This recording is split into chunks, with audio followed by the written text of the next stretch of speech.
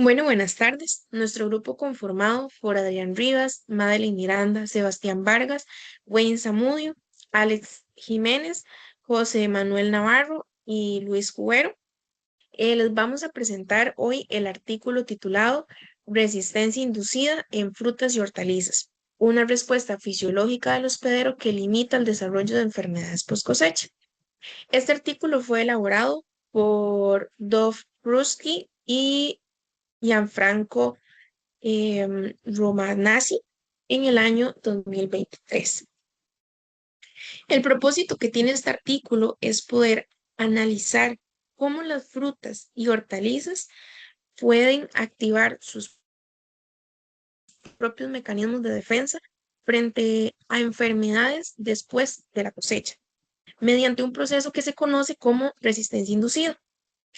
Este enfoque busca reducir el uso de fungicidas sintéticos y mejorar la conservación de las frutas y calidad de los productos agrícolas.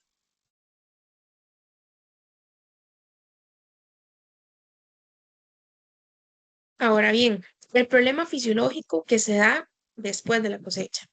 Cuando un fruto es cosechado, este no muere, sino que cambia su fisiología, ya que deja de recibir agua y nutrientes, pero aún así sigue respirando, transpirando y madurando. Este proceso es tan natural como necesario y lo hace vulnerable. Este proceso em, hace que las paredes celulares se degraden, los azúcares se acumulen y el pH suba. Y esto hace que la producción de etileno desactive progresivamente su sistema inmune.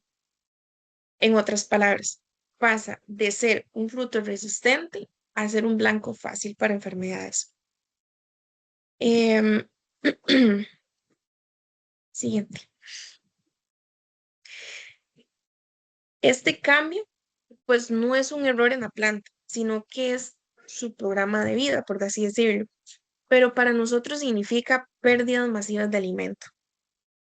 El reto entonces no es evitar que madure, sino el poder manipular su fisiología para que madure más lento y se defienda más rápido.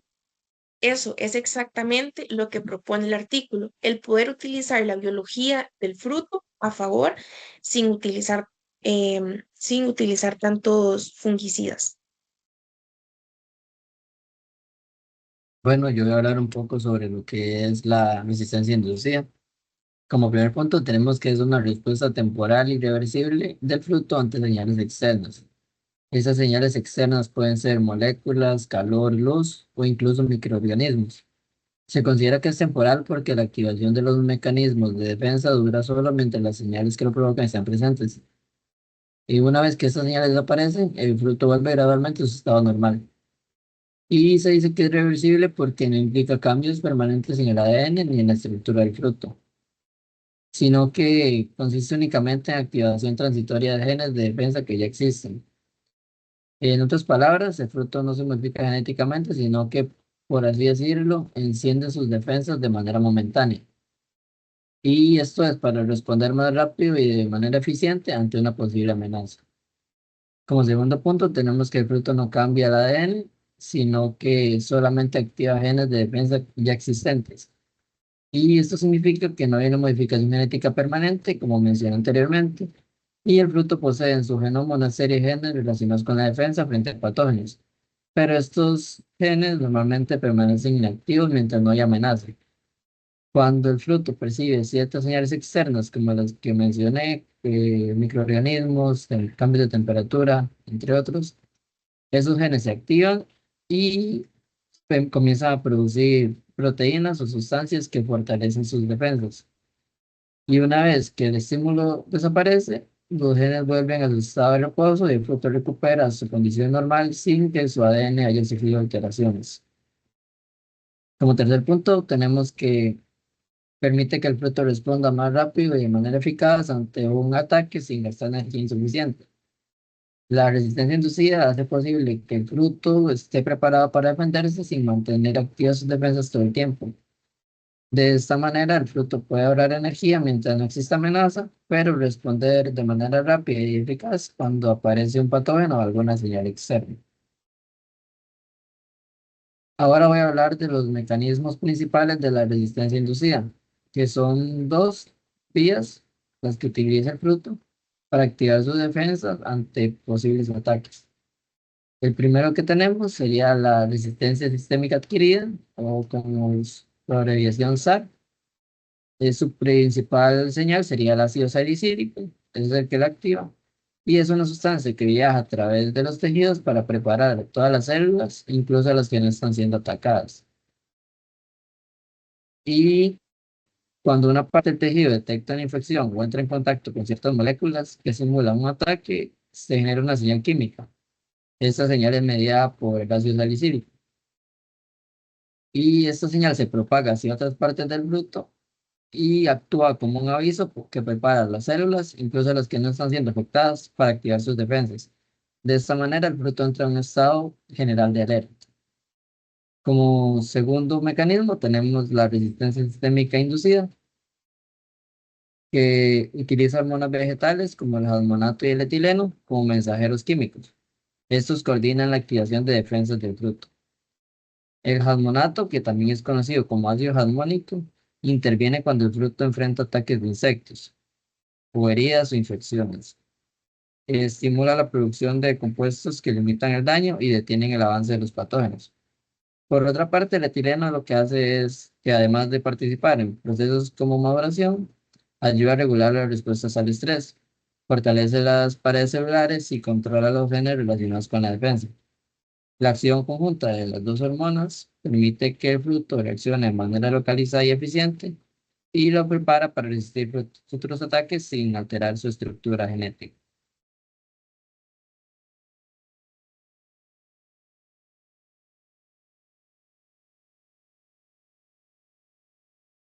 Además, los microbios benéficos suelen vivir en la superficie del fruto o en el suelo cerca de las...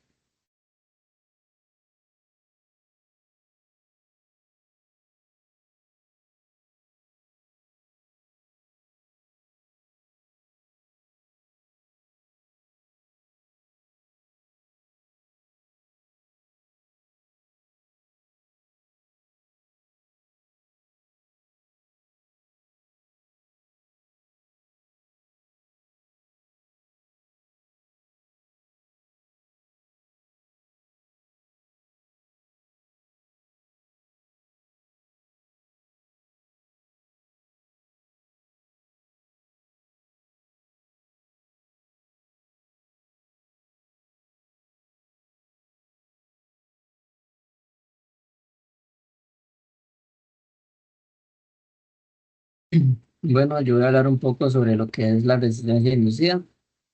Como primer punto, tenemos que es una respuesta temporal y reversible del fruto ante señales externas. Esas señales externas pueden ser moléculas, calor, luz o incluso microorganismos. Se considera temporal porque la activación de los mecanismos de defensa dura solo mientras las señales que lo provocan están presentes. Una vez que desaparecen estas señales, el fruto vuelve gradualmente a su estado normal. Y se dice que es reversible porque no implica cambios permanentes en el ADN ni en la estructura del fruto, sino que consiste únicamente en la activación transitoria de genes de defensa que ya existen.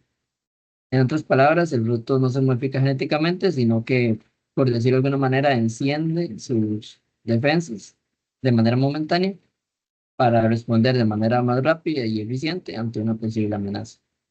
Como segundo punto, tenemos que el fruto no cambia el ADN, sino que solamente activa genes de defensa que ya existen. Eso significa que no hay una modificación genética permanente y que el fruto posee en su genoma una serie de genes relacionados con la defensa frente a patógenos, pero estos normalmente permanecen inactivos mientras no hay amenaza. Cuando el fruto percibe ciertas señales externas, como presencia de microorganismos, cambio de temperatura, como los que mencioné anteriormente, que son las señales que percibe, esos genes se activan temporalmente y comienzan a producir proteínas o sustancias que fortalecen sus defensas. Una vez que el estímulo desaparece, los genes vuelven a su estado de reposo y el fruto recupera su condición normal. Y todo esto sin que su ADN sufra alteraciones. Y como último punto, tenemos que permite que el fruto responda más rápido y de manera eficaz ante un ataque sin gastar energía innecesaria. La resistencia inducida hace posible que el fruto esté preparado para defenderse sin necesidad de mantener activas sus defensas todo el tiempo. De esta manera puede ahorrar energía mientras no exista una amenaza, pero responde de manera rápida y eficaz cuando aparece un patógeno o alguna señal externa. Ahora voy a hablar de los mecanismos principales de la resistencia inducida, que son dos vías que utiliza el fruto para activar sus defensas y prepararse para un posible ataque. El primero que tenemos sería la resistencia sistémica adquirida o sobreviación SAR, en la cual su principal señal es el ácido salicílico. Es una sustancia que viaja a través de los tejidos para preparar todas las células, incluso las que no están siendo atacadas. Y cuando una parte del tejido detecta una infección o entra en contacto con ciertas moléculas, se genera una señal química medida por el ácido salicílico, como mencioné. Esta señal se propaga hacia otras partes del fruto y actúa como un aviso para todas las células, incluso las que no están siendo atacadas, para que se activen las defensas. De esta manera, el fruto entra en un estado general de alerta. Y como segundo punto tenemos las ISR o resistencia sistémica inducida, en el cual utiliza hormonas vegetales como jasmonato y etileno como mensajeros químicos y estos coordinan la activación de defensas del fruto. El jasmonato, también conocido como ácido jasmónico, interviene cuando el fruto enfrenta ataques de insectos, heridas o infecciones y estimula la producción de compuestos que limitan el daño y detienen el avance de los patógenos. Por otra parte, el etileno lo que hace es que, bueno, además de participar en procesos como maduración, ayuda a regular las respuestas al estrés, fortalece las paredes celulares y controla los genes relacionados con la defensa. Estos dos hormonas trabajando en conjunto permiten que el fruto reaccione de manera localizada y eficiente, preparándose para resistir futuros ataques sin alterar su estructura genética. Además puede ser activada por microbios. Los microbios son benéficos que suelen vivir en la superficie del fruto o en el suelo cerca de las raíces. Estos no causan daño, sino que estimulan las defensas naturales del tejido vegetal y su presencia es interpretada por el fruto como una señal de advertencia, lo que provoca que activen genes de defensa antes de que ocurra un ataque.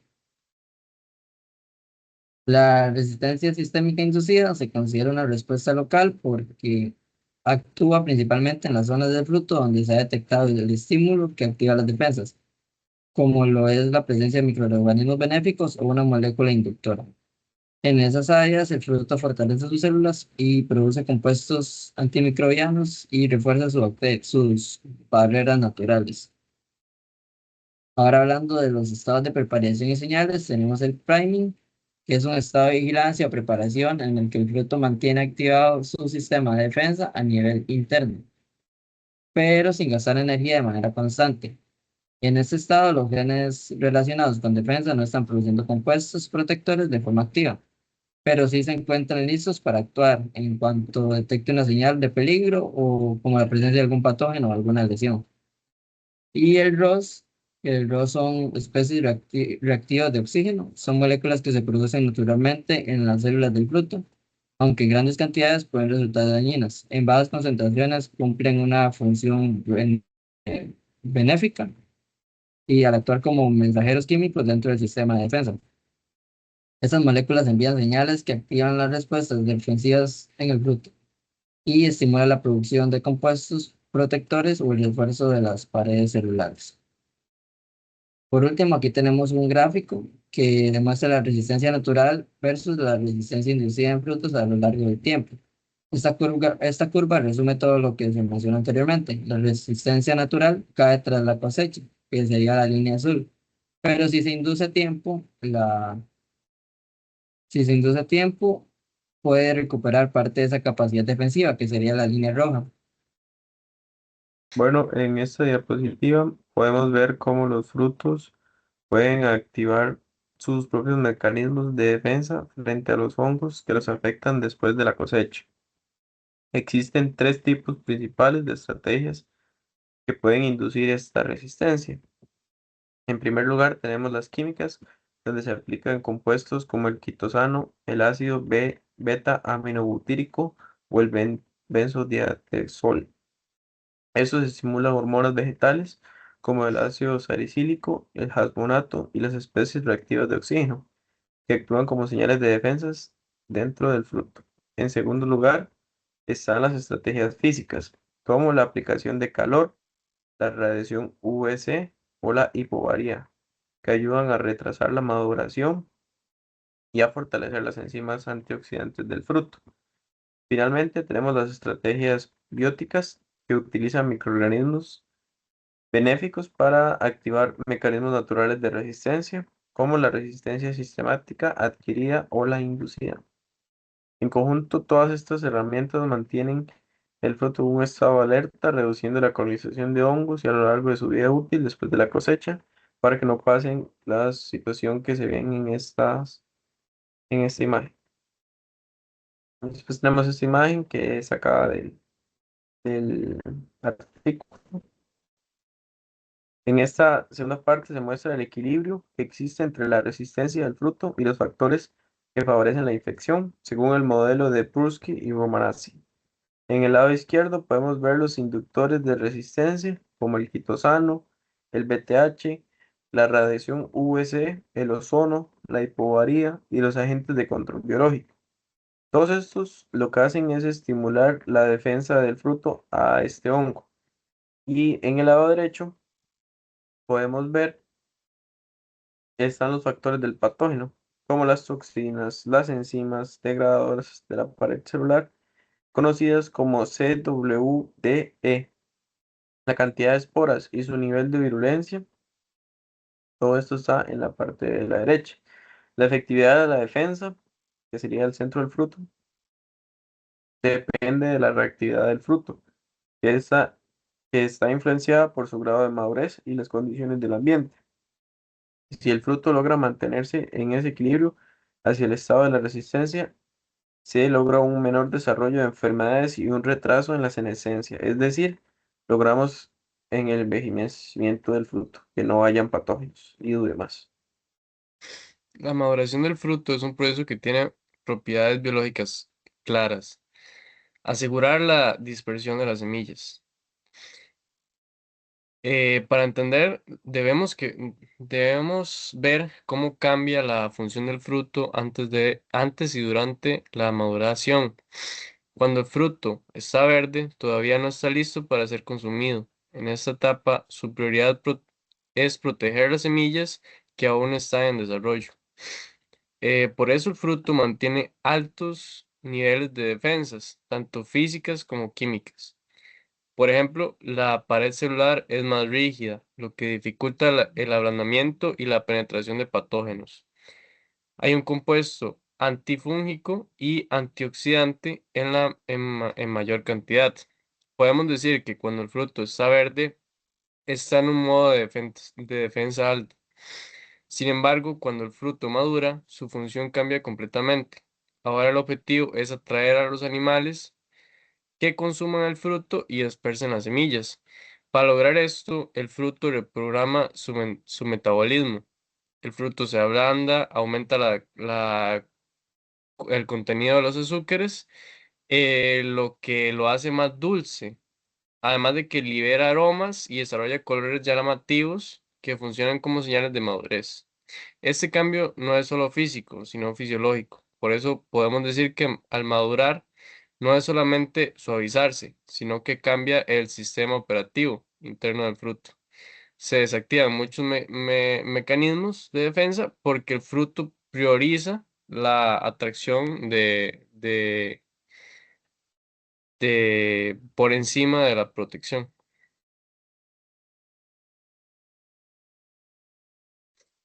Ok, ahora vamos a hablar de los frutos tanto climatéricos como no climatéricos. Los frutos climatéricos, como el tomate, el aguacate y el plátano, presentan un fenómeno llamado pico climatérico. Esto significa, en ciertos momentos de la maduración, el fruto produce una gran cantidad de etileno, que es la hormona que activa el proceso de la maduración. Cuando esto ocurre, el fruto pasa del sistema 1 al sistema 2, lo que desencadena una serie de cambios fisiológicos muy notorios. Por ejemplo, la pared celular comienza a descomponerse, provocando el ablandamiento, el aumento de la concentración de azúcares y el aroma, el color se intensifican. Sin embargo, el sistema de fruto desactiva muchas de sus defensas naturales y se podría decir que cuando la tienen aumenta, el fruto baja la guardia. Por eso este se vuelve más susceptible a hongos y patógenos durante la maduración y la post cosecha.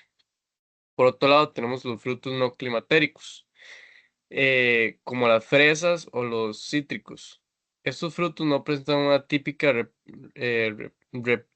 una pico repentino en el etileno. Ellos maduran de forma más gradual, sin una transición fuerte entre sistemas. Aún así, también pierden defensas, pero lo hacen de una manera más lenta y progresiva. Eso significa que su deterioro, su vulnerabilidad avanza, pero no explota de repente como los climatéricos. Ok, ahora vemos un gráfico en donde se compara la maduración del kiwi y el tomate, que son frutos climatéricos. En ambos existe un cambio entre dos sistemas de producción de etileno. El sistema 1, que es la producción baja de etileno antes de la maduración, y el sistema 2, que produce una alta autocatalítica de etileno durante la maduración. En el kiwi, la capacidad de ablandamiento aparece antes de que aumente el etileno. Es decir, el fruto comienza a suavizarse mientras todavía en el sistema 1. Luego, cuando se inicia la maduración climatérica, el etileno aumenta y el ablandamiento acelera. En el tomate, como podemos ver en el gráfico, la capacidad de ablandarse coincide con el inicio del aumento del etileno. Es decir, el tomate empieza a madurar y suavizarse al mismo tiempo de que el sistema 2, eh, además de que la maduración es visible mediante etapas de color. Eh, En resumen, la diferencia es clave, es el orden que ocurre en los procesos. En kiwi el ablandamiento ocurre primero, antes del aumento del etileno. El tomate aumenta etileno en el ablandamiento y ocurre simultáneamente. Ahora yo les voy a hablar sobre los genes, enzimas y los metabolitos, que es el lenguaje de la defensa. Bueno, es importante recalcar que cuando el fruto recibe una señal de alarma, ya sea por quitosato, BABA, calor o rayos UV, no grita, sino que habla en código. Y ese código está escrito en genes, enzimas y metabolitos. Primero llegan los factores de transcripción o genes, que es el WRKI33 y ERF1, que son como los jefes de seguridad que leen la señal y ordena activar genes. Luego está el NPR1, es el intérprete principal de SA. Cuando se activa, desbloquea una cascada de genes PR. Luego vienen las enzimas, que estas son las que ejecutan la orden. Está la PAL, fabrica precursores de lignina y fenoles, que refuerzan paredes celulares y actúan como antimicrobianos. Luego está la CHT o quitinasa y la GLU o glucanasa, que rompen el hongo por dentro atacando su pared celular. Luego la POD, CAT y SOD controlan el estrés oxidativo para que ROS, especies reactivas de oxígeno, señalicen sin dañar. Y al final del camino están los metabolitos. Están los fenoles, flavonoides y lignina, son antioxidantes y antimicrobianos. Y las fitoalexinas son moléculas tóxicas para el hongo, pero seguras para nosotros. Lo mejor de todo es que activar esta vía no solo protege, sino que también mejora la calidad del fruto. Más antioxidantes, más firmeza y más vida útil. Defensa y calidad ya no son enemigas, ahora son las aliadas. Bueno, en estas tablas que se pueden ver, que se pueden observar, son el lenguaje del fruto. Cuando vemos un PAL, CHT y POD subiendo, sabemos que la defensa está activa. Ahora hablando de tratamientos físicos que inducen la resistencia, tenemos dos: los tratamientos por estrés térmico por calor y los tratamientos hipoáricos. Para las fresas en el estrés térmico por calor se observó una reducción en el impacto de las lesiones por moho gris debido al incremento en la actividad enzimática de enzimas como la PAL, la CHT, la CAT, la APX y la SOT, reduciendo las lesiones por este moho. A su vez, melocotones, mangos y nuevamente fresas, se observó una reducción en la velocidad de maduración del fruto, ya que al inducir el calor se induce un factor de transcripción que mejora la resistencia y retrasa la maduración de estos.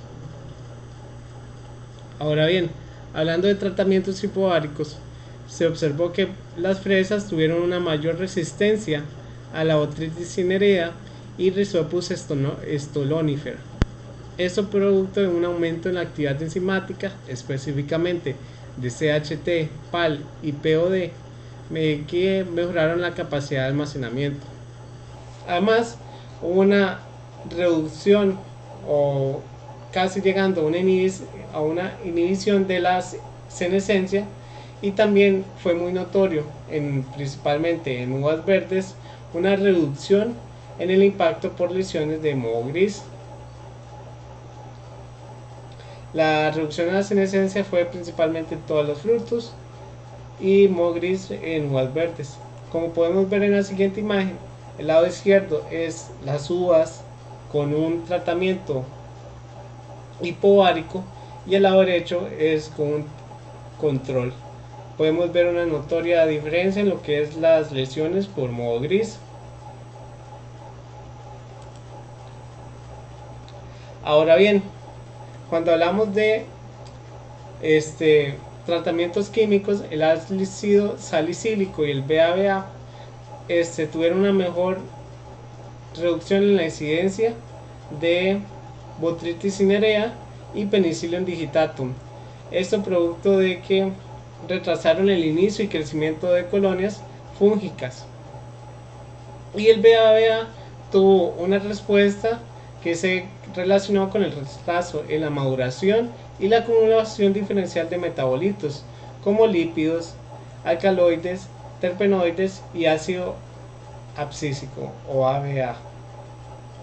Además, se notó que la resistencia inducida llega a ser de larga duración e inclusive se llega a transmitir a generaciones futuras. Ahora bien, ¿qué sucede en el caso de las frutas climatéricas? Se observó una mayor resistencia a glosporioides en aguacate y un aumento en la expresión de genes de defensa.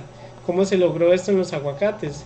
Se logró con un tratamiento de quitosano y fenilalanina, que como bien dicho, se redujo la pudredumbre y aumentó la expresión de genes de defensa y retraso de la maduración, ¿verdad? Como tal.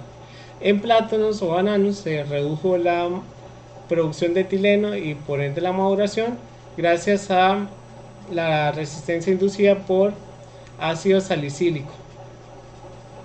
Mientras que en melocotones se redujo la resistencia a la moniliosis, producto de que a más temprano el corte de cultivo es menor la producción de etileno, que por así decirlo, va a producir una maduración y va a ser más susceptible la planta a este hongo, a la moniliosis, haciendo que haya una mayor concentración de SAR en un fruto más verde. Mientras tanto, en las no climatéricas, los tratamientos de ácido salicílico en naranjas se inhiben en moho azul o Penicillium digitatum, mientras que en chiles verdes de campana o ripened peppers, como dice en el artículo, el ácido salicílico se detectó que inhibe la antragnosis al impedir la formación de apresorios en el hongo. Asimismo, se destaca que el mecanismo de resistencia inducida en estos frutos va acompañado de un retraso en la maduración y la senescencia, lo que permite una mayor resistencia a estos patógenos.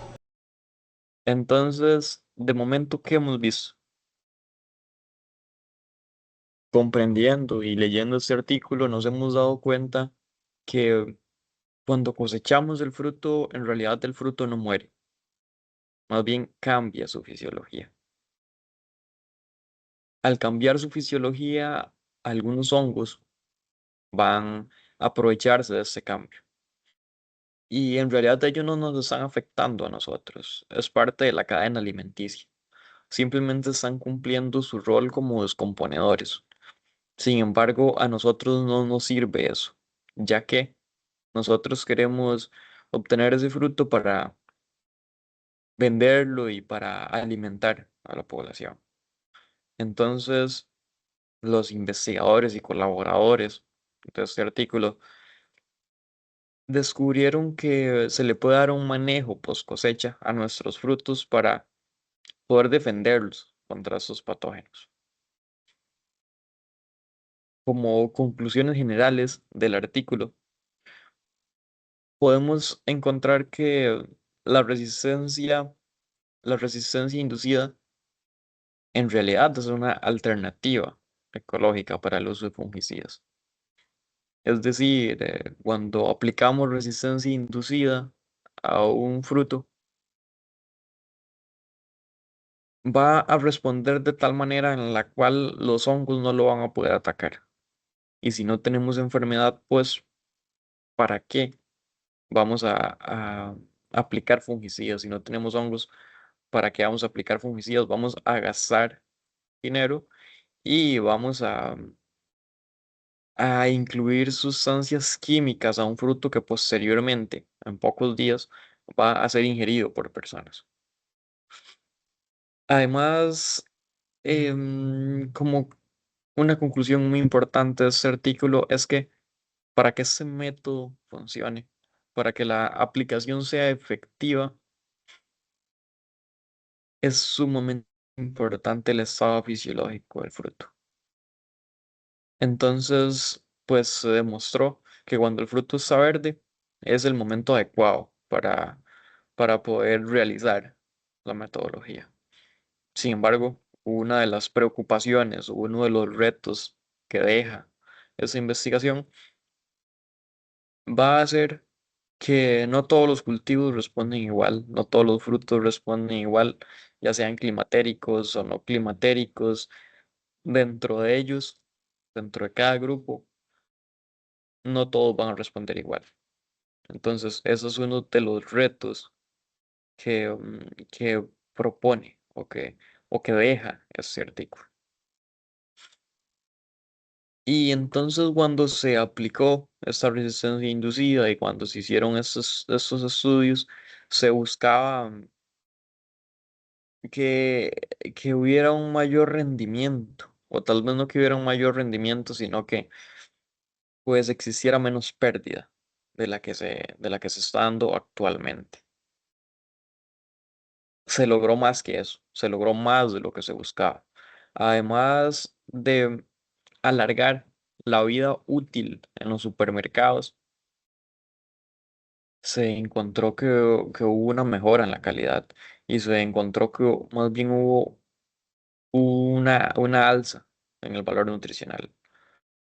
Eso demuestra que cuando se aplica ciencia en en ciertos campos biológicos se pueden tener resultados inesperados. Se puede obtener más de lo que esperamos.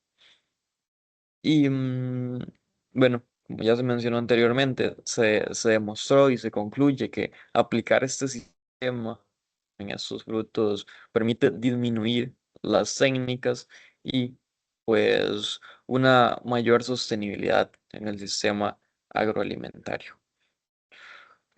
Muchas gracias por la atención y esta es nuestra exposición con el artículo número 5.